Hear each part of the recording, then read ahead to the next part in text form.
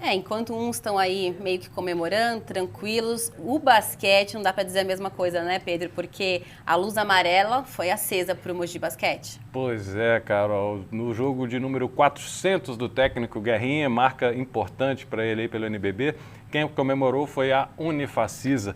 Mogi perdeu a segunda seguida, caiu 2 posições na tabela de classificação, isso porque a derrota foi contra um adversário direto na briga por posições no G8 do NBB. Em pleno Hugão, a Unifacisa não deu chances para o Mogi, não. O confronto contra a Unifacisa já começou difícil. A equipe de Campina Grande, na Paraíba, foi quem ditou o ritmo logo no início. Em apenas 4 minutos, o placar já era de 13-2.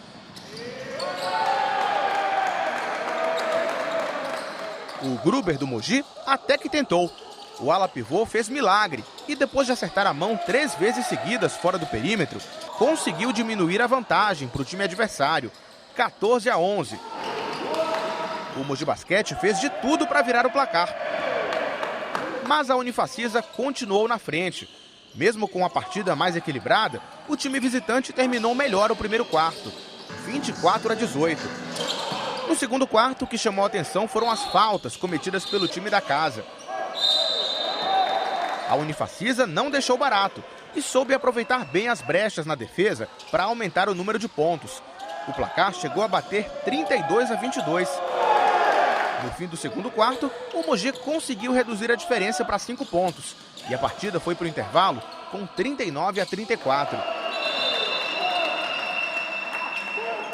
Eles entraram com uma intensidade maior, com um volume maior de jogo. Logo no começo abriram uma vantagem boa de pontos. E pra gente foi muito difícil correr atrás. Ainda mais uma equipe jovem que joga muito no contra-ataque. Eles tiveram um bom aproveitamento nas bolas de 3. No retorno dos vestiários, o armador Fúvio deu as caras no ataque com 2 bolas de 3. Mas a Unifacisa manteve a superioridade na quadra. A equipe fechou o terceiro quarto com 14 pontos de diferença, 68-54.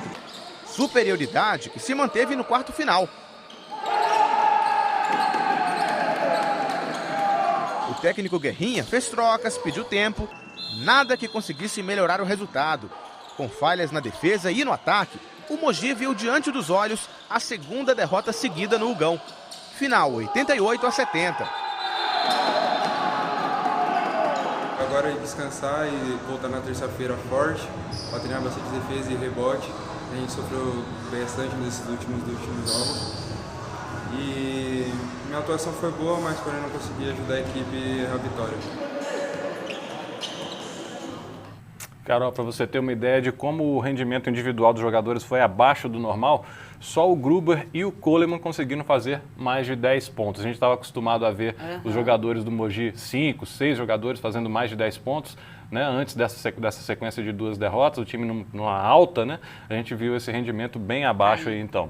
O Douglas, que a gente viu aí dando a entrevista, ele anotou 8 pontos, pegou 7 rebotes e foi um dos mais eficientes do Mogi. A eficiência é aquele índice que soma todas as características, todas as estatísticas de um jogador e tem um número de eficiência. Ele foi o mais eficiente do Mogi, né, para ver como o time jogou abaixo do que vinha jogando. Então, agora a gente vai ver aqui no telão como acendeu a luz amarela. Aí, ó, tá aí a tabela do 6º ao 10º colocado, pelos índices ali, ó, 54,5, 54,2 de Fortaleza e Unifacisa.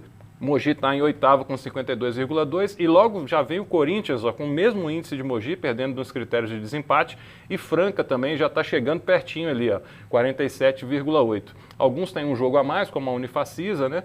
O Fortaleza tem um jogo a menos que o Mogi, então quer dizer, esses 5 times aí, eles estão brigando por posições a cada partida. Uma derrota e uma vitória, dependendo de cada time aí, pode ser um elevador que o Mogi pega na tabela ou o elevador para baixo, né? Então, essas 2 derrotas com adversários diretos, brigando diretos no G8 na tabela aí, foram muito ruins para o Mogi, que estava em 6º e caiu para 8º e agora tem 4 conconcorrentes diretos aí. Isso que eu ia perguntar, uma situação bem delicada, né, Pedro? Exatamente. E o time ainda vai ter 3 jogos fora de casa e 2 desses 3 são bem complicados. Contra o Paulistano, no dia 9, e contra o Caxias, que esse aí é mais tranquilo, está embaixo na tabela, e depois contra o Minas, que é o vice-líder. Então, desses 3 jogos, 2 muito difíceis. Vamos ver se o Mogi consegue surpreender da mesma forma que o Unifacisa surpreendeu o Mogi aqui em casa. Vamos ver, Pedro. Vamos aguardar os próximos capítulos. Obrigada, De nada, viu? um abraço. Até mais. Abraço.